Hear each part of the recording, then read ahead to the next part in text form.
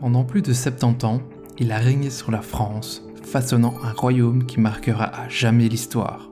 Bienvenue sur la chaîne Aristocha, et voici la vie de Louis XIV, le roi Soleil.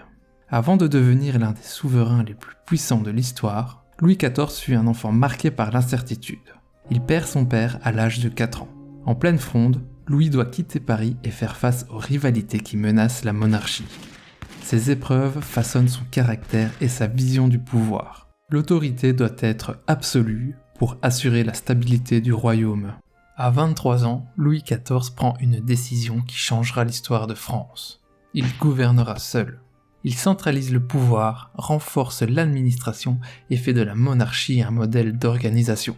Autour de lui, il s'entoure des plus grands esprits. Colbert pour l'économie, Louvois pour l'armée et Vauban pour les fortifications. Chaque décision vise à un seul objectif, renforcer la grandeur de la France.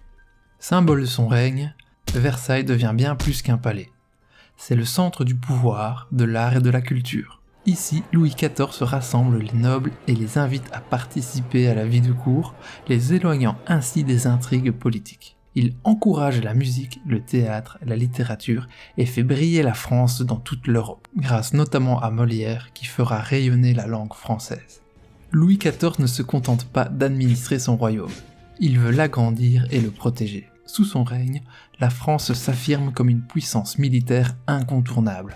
Grâce aux stratégies de ses généraux et aux fortifications de Vauban, le territoire s'étend et les frontières se renforcent. Ces campagnes militaires, bien que coûteuses, placent la France au cœur des équilibres européens. Après plus de 7 décennies sur le trône, Louis XIV s'éteint en 1715. Laissant la couronne à son petit-fils Louis XV. Son règne, l'un des plus longs de l'histoire, laisse une empreinte indélébile. Il transforme la France en un modèle de centralisation, de prestige et d'influence culturelle. Ses réformes, ses constructions et son héritage artistique continuent de marquer le monde d'aujourd'hui. Mais à quel prix ? Un royaume épuisé, une France exsangue et un peuple affamé. Voici quelques chiffres sur le règne de Louis XIV. En 1650, vers le début de son règne, la population française s'élève à 20 millions d'habitants. En 1715, à la mort de Louis XIV, la population française est à 19 600 000. Jusqu'à 420 000 soldats ont servi la couronne française pendant la guerre de la Ligue d'Augsbourg.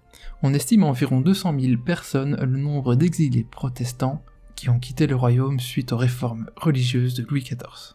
Lors du règne du roi Soleil, il y a eu 7 annexions territoriales, 72 ans de règne et 33 ans de guerre. Louis XIV a façonné la France telle que nous la connaissons. Son règne, fait de grandeur et de défis, reste l'un des plus étudiés et admirés de l'histoire. Qu'en pensez-vous ? Son influence se ressent-elle encore aujourd'hui ? Dites-le nous en commentaire en attendant la prochaine vidéo sur le règne de Clovis. C'était Aristocha et je vous dis à très bientôt.